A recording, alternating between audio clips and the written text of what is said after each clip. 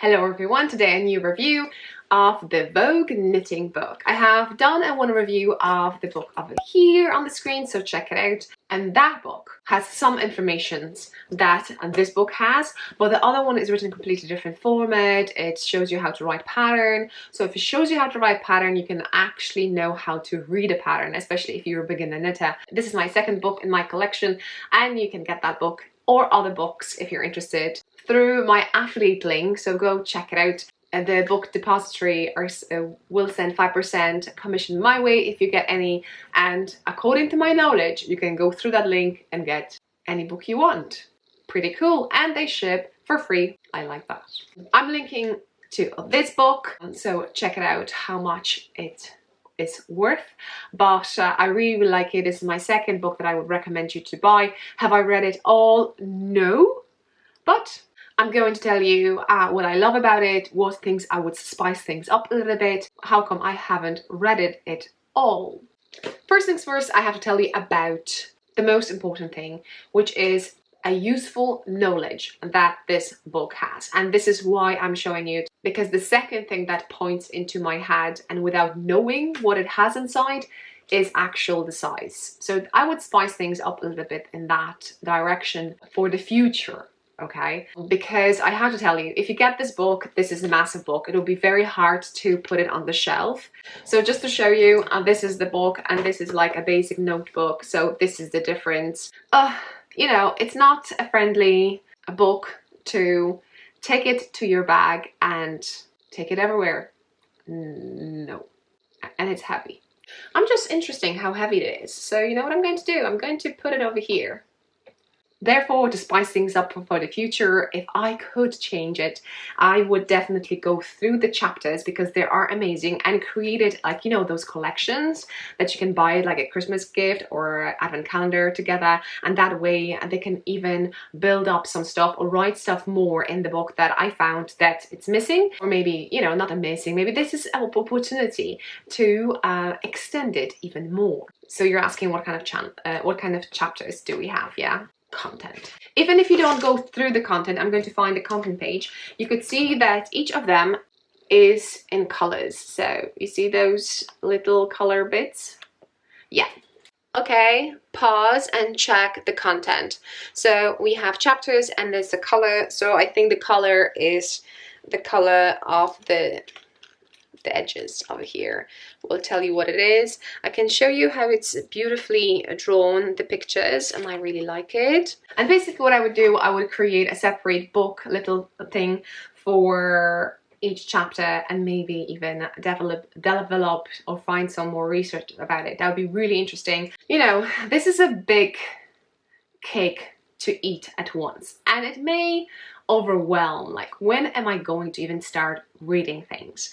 And if you have some stuff in smaller chunks, it will be better and easier to grab. You could, some sections is just to read, and there are interesting things to read, and that's why I haven't read about them, because I have a basic knowledge. I don't know everything what is written down over here, and I really want to read it, but because of the volume, and if I want to open up and place it on the table, it will take all of it. And I don't have kids, but if you have kids, do you have a space on your table?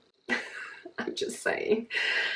So this is quite an expensive book, and it's beautifully made, and for sure you would not want to destroy it. So yeah, that's my thoughts. It's perfect for beginners, advanced, and even designers. As you have seen the content, they have information about accessories, then have the basic techniques. We're moving to some even extras like, I think, brioche or entrelac, mosaic knitting. So something for you to learn new technique once you went through the basics, and then you're even going to like how to measure yourself to knit a sweater, or how to design a shawl, hat, sweater, and so on and so on. So I think it's like, whew, it's so worth it. But if you want to carry it around, you have to have a backpack. I'm just saying. So this is a big size, big knowledge. This, like, it's a big queen. That's what I'm saying. So if I lost it, probably I would get it a new one, but I would just keep it at home, because that's what you do with a queen. Keep it in the castle.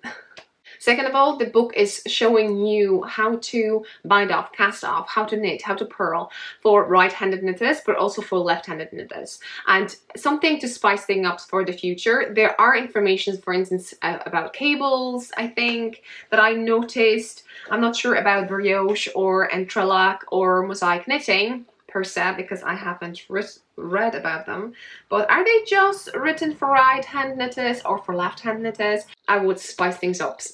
I would definitely spice things up, writing more or showing more for left-hand knitters. And I have on this channel 3 videos how to knit a dishcloth for left-hand knitters. I'm a right-hand knitter, but I wanted to show to my friend, and I thought, well, I've knitted for so long, I definitely can figure it out. It is kind of challenging, but what I learned from that is that even though I'm right-hand knitters and you're knitting something flat, you don't have to turn your work if you learn how to do a knit like left-hand knitters do, which is mind-blowing. So if you haven't tried that, I would say go for it if you're knitting anything flat. I like to knit things in the round, and by saying it, the first half of the book will be explaining you how to do things like cables and stuff knitting flat. So you have right side and wrong side, so you flipping your work. But if you're knitting something in the round, there's one chapter about it, like one, and again, I haven't read it all, which again I would want to. I can bet you both knitting, those people who are here more know more about knitting than me. Just saying. That's why I have this book, to soak this knowledge. It's just, again, a workout. I'm not sure how much I can actually show, so I will just flip like this, how this book is. Whoa, whoa, whoa, it's falling. Okay, let's hold it like a baby.